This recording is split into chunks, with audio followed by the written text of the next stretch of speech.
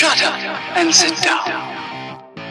And so here they are, the weather men of the hour, Chief Meteorologist from Channel 12 WISN in Milwaukee, Mark Baden, and Luke Sampe, the Chief Meteorologist from Channel 5 WFRV here in Green Bay. Guys, let's get it out of the way and just have an hour-long conversation about why in the hell it is so difficult to forecast the weather in Wisconsin. What are we missing?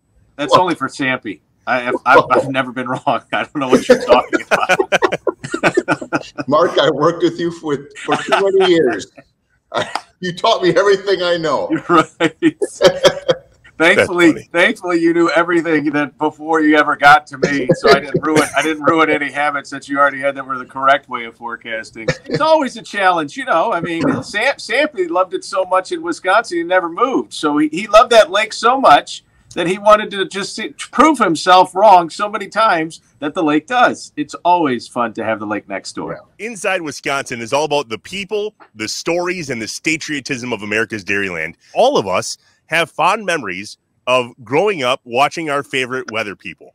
Mine, I grew up in Johnson Creek, and I'll get to a story there, by the way, because, Mark, you came to Johnson Creek High School when I was a freshman. I reached out to you. Yeah, I remember that. Do you really? That's great. So, growing up there, we could get the Madison. It's Johnson Creek, okay? Attaboy.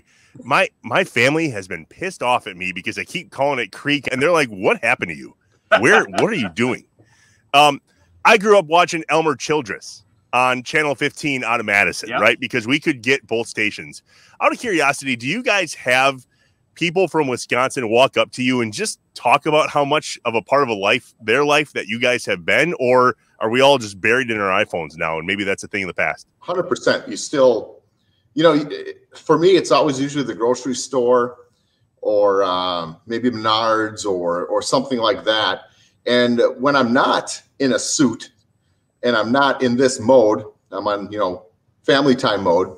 I'm usually not wearing glasses. I like to wear contacts in case if you're doing something with the kids or whatever.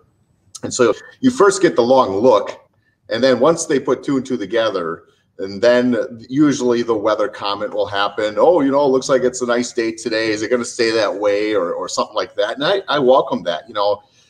Somebody would bring it up. Hey, does that ever annoy you? Or, that kind of be like a plumber getting mad that he's got to fix a couple toilets. I mean, it's part of the deal. We sign up for this. We totally give up our anonymity as our job. So, we welcome that. And, in terms of the feedback, sometimes it's negative. And usually those, Mark can agree with me there. It's not all roses, especially when the forecast doesn't quite pan out. That's 100% an agreement with what Luke is saying.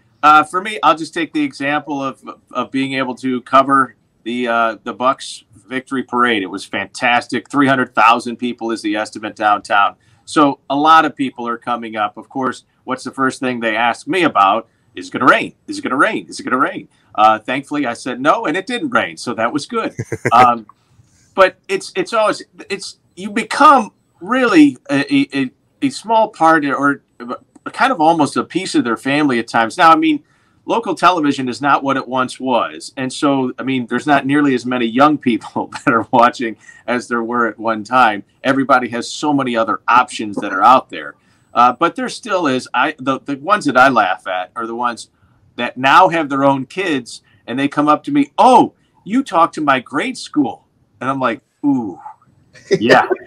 That means I've been here for a while, and they're with kids that are in like 3rd and 4th grade. I'm like, wow. Yeah. Right.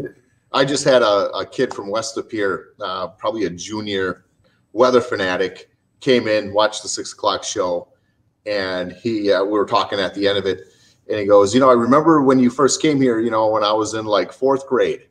Mark's been here forever, but I'm sure he would agree that it goes so fast. And you wouldn't do this unless you enjoy that interaction with the people. But I'm telling you right now, in a blink of an eye, you're doing a school talk for somebody, and then 10 years later, they're graduating high school. It's true. But as to Luke's point, I don't have days that I'm dreading coming into work. Never had that. And that is a bonus. I get paid. We get paid to actually do something that we really, really love. And that's hard. I mean, there's not that many people that have that ability to do and to say. And so it's still a joy. It's tough when you make mistakes. I was sweating bullets last week when we had of course, the NBA Finals were on ABC, and we had a possibility of having severe weather during the NBA Finals with the Milwaukee Bucks in the NBA Finals. And so there was quite a bit of consternation of if I was going to have to cut in during the NBA Finals. It's about my biggest nightmare. The only thing worse is if you had the Packers in the Super Bowl and you had that on your air and you had severe weather. It was, thankfully, by the grace of God, we didn't have any of that here. It was the same night there was a tornado warning just to the east of the Dells, but that didn't make it into our viewing area. So that was a joy to have that miss. And so we've been fortunate as we worked our way through. But those are the kind of things that that was a super stressful night. And of course, the news director is like checking in every minute just to say, okay, anything change? Anything change? Anything change? Mm-hmm. No, everything's all right. And you're damned if you do and damned if you don't, right? Because if you don't go on and tell people what's going on, they're like, hey, would have been great to know. And then you do go on or do a split screen or whatever you need to do. And they're like, would you move, please? The finals are on. That's what'll happen. I mean, the thing is, I hope that I've over the years established enough credibility that the last thing that I want to do is have one event, and it only will take one event. If we ever miss a huge event and we're not here for people, you're not forgiven. I mean, that's it. You can throw it all away in one single event, and that's something that I can't ever allow to happen. And so if there was dangerous weather, if we had a tornado warning, we would have had to go on the air. It would have been a split screen, and millions of people, hundreds of thousands of people would have hated me here in our area. Well, the thing that a lot of people don't realize is that as a broadcast station, right, we serve up free content for you to tune into. The deal that kind of gets made or is made, it's a license. We have to air that stuff. It's not even an option. It's not like, well, you know what? We've got the Bucks finals on. Let's go ahead and screw this up.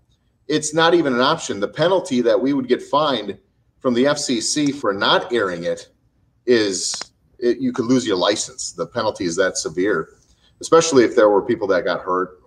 We have viewers that will complain when our text-to-speech doesn't work on our severe weather crawl, and we get written up to the FCC, and we have to make sure we are showing efforts to rectify that. I mean, it is that the fines are incredible. Right. You could literally, fines can go, I mean, they start usually at about $50,000, but I've seen stations get fined $250,000 if they've not done the programming that they should be doing in severe weather.